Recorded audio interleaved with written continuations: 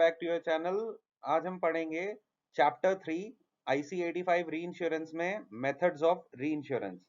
Basically इस chapter में हम पढ़ने वाले हैं प्रोपोर्शनल री इंश्योरेंस मेथड्स के बारे में और प्रोपोर्शनल ट्रीटी के बारे में। तो अब हम देखेंगे कि हमारा जो री इंश्योरेंस है, जो री इंश्योरेंस एग्रीमेंट है, वो इंश्योरर कैसे अफेक्ट करता है।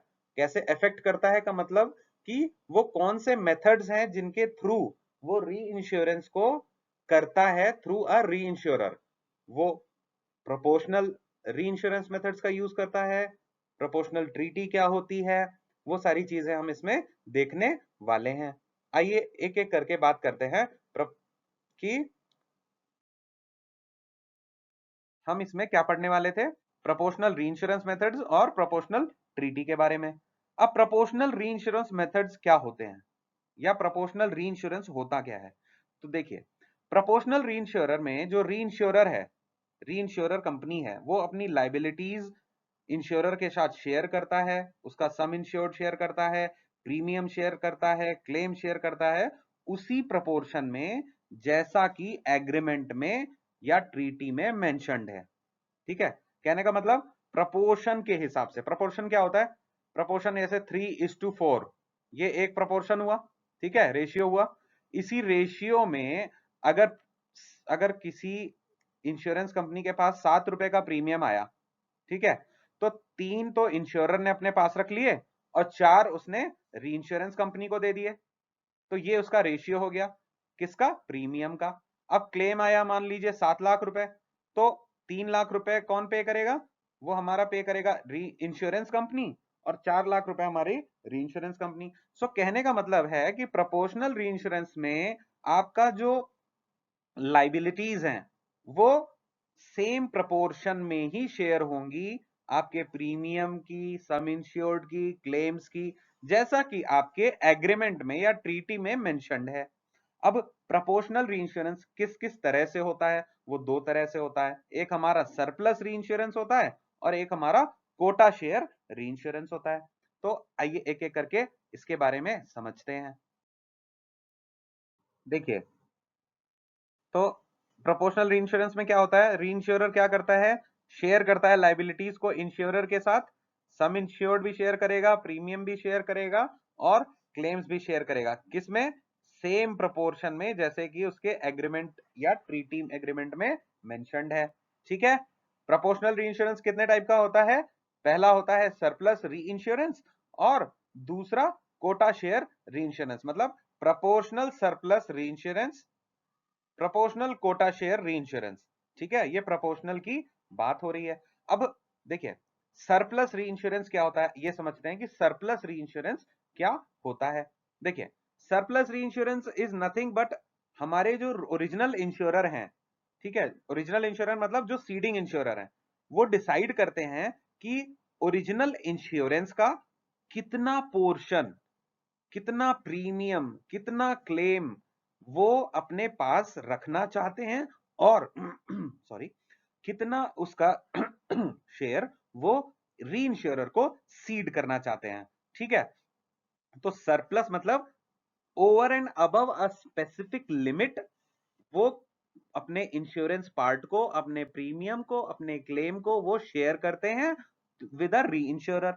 अब प्रीमियम और लॉसेस जो होते हैं वो इसी प्रोपोर्शन में सीडिंग इंश्योरर की रिटेंशन बन जाती है और री इंश्योरर का जो शेयर है वो उसी फॉर्म में आता है जिस फॉर्म में उसको प्रीमियम या शेयर मिलता है। कहने का मतलब जो मैंने अभी अभी आपको समझाया था, देखिए अब इसको समझिए। सरप्लस रीइंश्योरेंस क्या होता है एक बार इसे पढ़ लेते हैं। सरप्लस रीइंश्योरर में द ओरिजिनल इंश्योरर, जो कि हमारा सीडिंग इंश्योरर है, सीडिंग मतलब जो अपने प्रीमियम को छोड़ता है, ठीक है, सरप्लस रीइंश्योरर में ओरिजिनल इंश्योरर मतलब सीडिंग इंश्योरर डिसाइड करता है कि ओरिजिनल इंश्योरेंस का वो कितना पोर्शन अपने अकाउंट में रिटेन करना चाहता है, जिसे हम क्या बोलते हैं? रिटेंशन बोलते हैं, और कितना री इंश्योर करना चाहता है यानी सीड करना चाहता है। ठीक है, री इंश्योरर के साथ। और प्रीमियम और लॉसेस हमारे जो होते हैं, प्रीमियम्स भी उसी पोर्शन में, प्रोपोर्शन में शेयर होंगे हमारे सीडिंग इंश्योरर के रिटेंशन के पोर्शन में, और री इंश्योरर का शेयर जो होगा वो बियर करेगा हमारा ओरिजिनल इंश्योरेंस के हिसाब से। अब मैंने क्या बोला, इसको समझते हैं एक बार। देखिए, जो मैंने अभी आपको पहले समझाया था, इसको मैं एक एग्जांपल के थ्रू समझाता हूं। सपोज एक आदमी है ए, या एक कंपनी है ए, और एक इंश्योरेंस कंपनी है बी, और एक री इंश्योरेंस कंपनी है सी। तो ए ने क्या किया, बी से इंश्योरेंस कराया, और बी ने उस इंश्योरेंस का री इंश्योरेंस सी से करा लिया। अब बी ने क्या किया, बी ने ए से 100 रुपए लिए और 50 रुपए हमारे री इंश्योरेंस को दे दिए, यानी इस बी के पास बचा कितना, 50 रुपए। अब 50 रुपए उसकी रिटेंशन लिमिट है, यानी 50% रिटेन किया और 50% उसने सीड कर दिया। तो क्लेम आएगा, मान लीजिए 100 रुपए प्रीमियम पे अगर 1000 रुपए का क्लेम आता है, तो बी जो हमारी इंश्योरेंस कंपनी है उसकी लाइबिलिटी कितनी हुई, उसकी लाइबिलिटी हुई 50%, जो कि हुई हमारी 500। और जो उसने सीड कर दिया, अगर 1000 का क्लेम है तो उसके सीडिंग के हिसाब से कितना क्लेम बनेगा, 500। तो 1000 क्लेम पे 500 आपका 50% रिटेन हुआ है और 50% आपका सीड किया गया है। ठीक है, आई होप ये आपको क्लियर हो गया होगा हमारे सरप्लस री इंश्योरेंस के फीचर्स की। तो सरप्लस री इंश्योरेंस का जो सबसे बड़ा फीचर होता है, वो जो फीचर्स होते हैं वो क्या क्या होते हैं।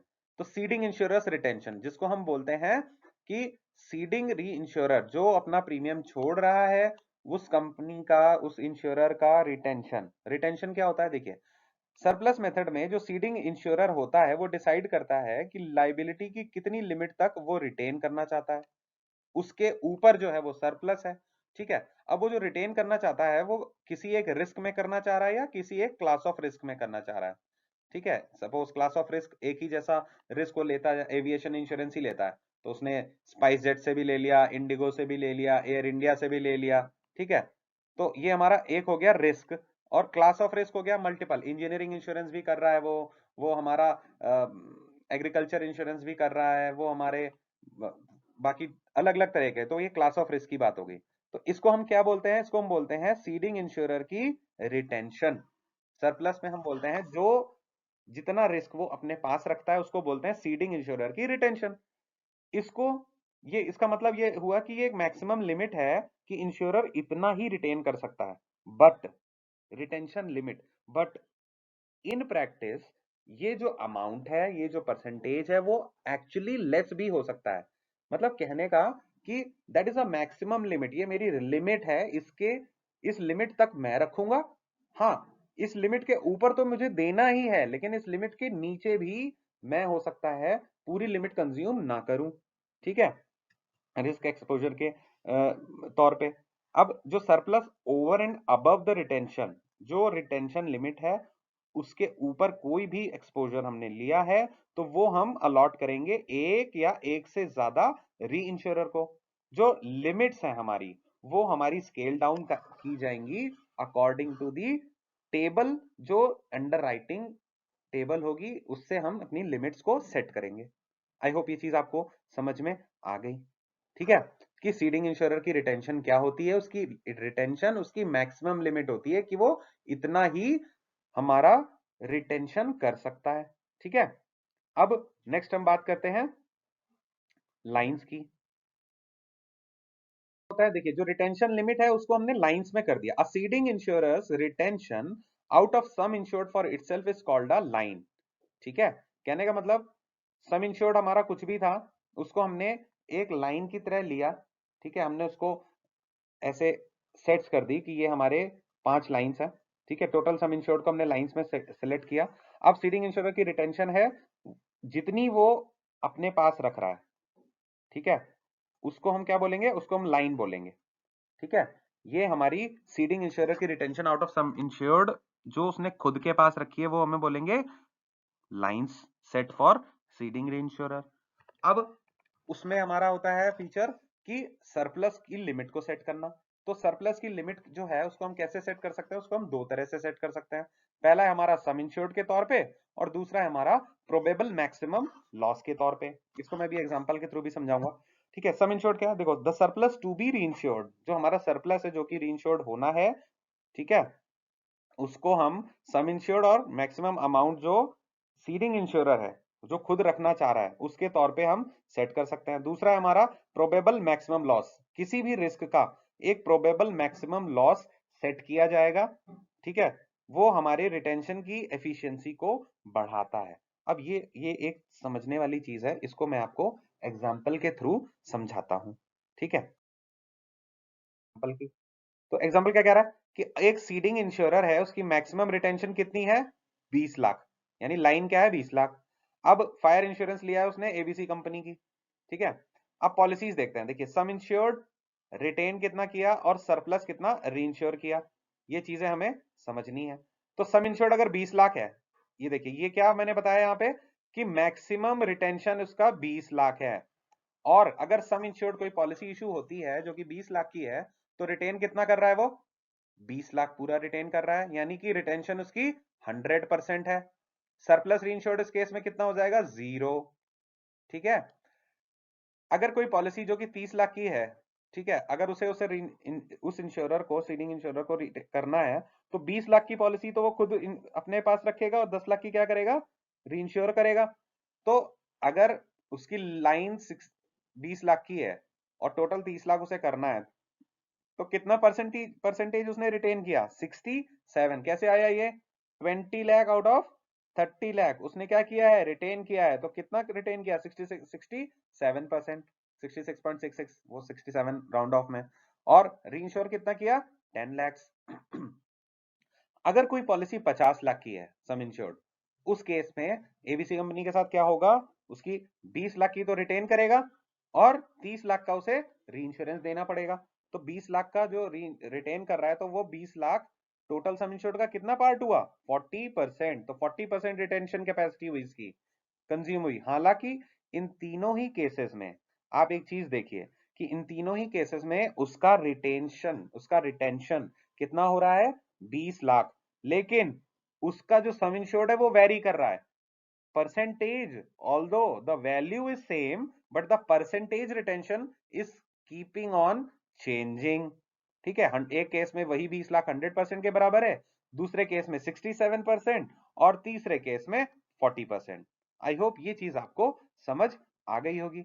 ये हो गया केस हमारा फर्स्ट पार्ट का, ठीक है, जब सम इंश्योर्ड के केस में हमें रिटेंशन को डिफाइन करना पड़ता है, ठीक है। अब हम बात करेंगे कि यही सम इंश्योर्ड जब प्रोबेबल मैक्सिमम लॉस की बात आएगी तो कैसे हमारे चेंज हो जाते हैं। ये परसेंटेज वैल्यू तो सेम रहेगी, लेकिन परसेंटेज जो है वो ऑटोमेटिकली चेंज हो जाएगा। आइए बात करते हैं प्रोबेबल मैक्सिमम लॉस की, ठीक है। करते हैं कि प्रोबेबल मैक्सिमम लॉस के केस में कैसे चीजें वर्कआउट होंगी। कहने का मतलब कि प्रीमियम अपना री इंश्योरर और इंश्योरर बेसिकली सीडिंग इंश्योरर अपना प्रीमियम कैसे बचा सकता है। अब देखिए इसको समझिए, बहुत ही इंपॉर्टेंट कॉन्सेप्ट है ये। अगर नहीं समझ आया तो आप मुझे कमेंट सेक्शन में जरूर बताइएगा, मैं कोशिश करता हूं आपको अच्छे से ये चीजें समझ आए। अब देखिए एक एग्जांपल है कि एक रिस्क है जो कि 1 करोड़ रुपए का है और इंश्योरर की रिटेंशन कैपेसिटी सिर्फ 10 लाख रुपए की है, ठीक है। 10 लाख रुपए की रिटेंशन कर सकता है, और सम इंश्योर्ड बेसिस पे अगर सम इंश्योर्ड के हिसाब से देखें तो रिटेंशन कितना हुआ, 10 लाख 1 करोड़ का कितना परसेंट है, 10%, और हमारे सरप्लस कितना जा रहा है, 90%, ठीक है। 1 करोड़ के रिस्क के लिए जो भी प्रीमियम मिलेगी, मान लो 10 रुपए 1 लाख रुपए मिली, तो 1 लाख पे उसका रिटेंशन कितना हुआ, 10%, 10,000 रुपए उसके और 90,000 बाहर चले गए। अब प्रोबेबल मैक्सिमम लॉस उस 1 करोड़ पे अगर 30 लाख है, ये इंपॉर्टेंट चीज है कि अगर उस 1 करोड़ के रिस्क पे हम देखिए 1 करोड़ का तो सम इंश्योर्ड होता है, हम मान के चलते हैं कि 1 करोड़ अगर पूरा लॉस हो गया तो 1 करोड़ रुपए हमारे चले जाएंगे। लेकिन एक प्रोबेबिलिटी होती है कि भाई किसी भी सिचुएशन में पूरा पूरा लॉस होगा नहीं, देखिए प्रीमियम रेट अनसर्टेनिटी के हिसाब से मिलता है, ठीक है। तो वैसे ही आपको इंश्योरेंस टर्म्स भी आपको उसी हिसाब से सेव करके रखनी पड़ती हैं। अब प्रोबेबल मैक्सिमम लॉस वो ये कह रहा है कि 30 लाख रुपए का ही मैक्सिमम लॉस मैं एक्सपेक्ट कर रहा हूं उसमें, ठीक है। तो जो रिटेंशन लिमिट होंगी प्रोबेबल मैक्सिमम लॉस के हिसाब से वो चेंज हो जाएंगी। क्यों, देखिए 10 लाख रुपए उसकी रिटेंशन है, अब वो 10 लाख रिटेंशन 30 लाख पे, मतलब 30 लाख का अगर लॉस आया तो 10 लाख किसे देना है, 10 लाख देना है इंश्योरर को और 20 लाख किसे देना है, री इंश्योरर को। तो 30 लाख के लॉस के हिसाब से 10 लाख रुपए रिटेन कर रहा है कौन, लॉस के हिसाब से 10 लाख रिटेन कर रहा है इंश्योरर। तो रिटेंशन कैपेसिटी कितनी हो गई, 10 लाख आउट ऑफ 30 लाख में कितना परसेंटेज हुआ, 33%। और सरप्लस कितना हुआ, 20 लाख, जो कि 67% हुआ। अब वही जो 1 लाख रुपए इस केस के प्रीमियम लिया आपने, मान लीजिए प्रीमियम तो सेम ही लेंगे आप, सम इंश्योर्ड के हिसाब से प्रीमियम लेंगे। तो प्रीमियम अगर 1 लाख रुपए लिया, तो अगर मैं प्रोबेबल मैक्सिमम लॉस के हिसाब से री इंश्योरेंस सेट करूंगा, तो मुझे रिटेंशन कितनी मिलेगी प्रीमियम की, 33%। यानी 1 लाख का 33,000। ठीक है, मेरा रिटेंशन बढ़ गया, 33,000 इंश्योरर को मिल गए और री इंश्योरर को कितना मिल गया, री इंश्योरर को मिल गया 67,000। ठीक है, 67%। तो आपका री इंश्योरेंस का प्रीमियम आउटगो, जो प्रीमियम मैं अपने इंश्योरेंस कंपनी री इंश्योरर को दे रही थी, वो कम हो गई। और लॉस की जो भागीदारी है उसमें आपका जो प्रीमियम रिटेंशन था वो आपका बढ़ गया। कहने का मतलब 10 लाख 30 लाख के लॉस में आपको 10 लाख देने हैं। ठीक है, अब 10 लाख रुपए दे रहे हो आप और आपको प्रीमियम मिल रहा है 33,000। पुराने केस में 10% आप सम इंश्योर्ड के हिसाब से अगर 30 लाख का लॉस आता तब भी आपको कितना देना पड़ता, 10 लाख में आपको 10% प्रीमियम आउटगो भी आपको उसी हिसाब से देना पड़ता। ठीक है, प्रीमियम आउटगो भी उसी हिसाब से देना पड़ता, रिटेंशन भी कम हो रहा था, प्रीमियम भी मिल कम रहा था और लॉस आपका जो है ज्यादा हो रहा था। तो पीएमएल बेसिस पे रिटेंशन हमारी बढ़ गई, 10% से कितनी बढ़ गई, 33% हो गई। और सरप्लस जो रीइंश्योरेंस का है वो रिड्यूस हो गया 90% से 67%। कहने का मतलब इंश्योरर ने प्रीमियम को रिटेन कर लिया और प्रीमियम आउटगो हमारा जो है री इंश्योरेंस का डिक्रीज हो गया। क्यों दोस्तों, आज मैं इस वीडियो लेक्चर को यहीं खत्म करता हूं। इसके बाद पार्ट 2, जो कि हमारा चैप्टर 3 का ही पार्ट 1 मैंने कंप्लीट कर दिया है, पार्ट 2 मैं इसके बाद अपलोड करूंगा। ये पूरी सीरीज री इंश्योरेंस का मेरा अभी इसी वीक में खत्म करने का प्लान है और आई होप आप लोगों को ये सीरीज पसंद आएगी। लुकिंग फॉरवर्ड कि आप लोग मुझे कमेंट सेक्शन में जरूर बताएंगे कि आपको ये लेक्चर सीरीज कैसी लग रही है। Thank you for watching and keep learning, keep sharing.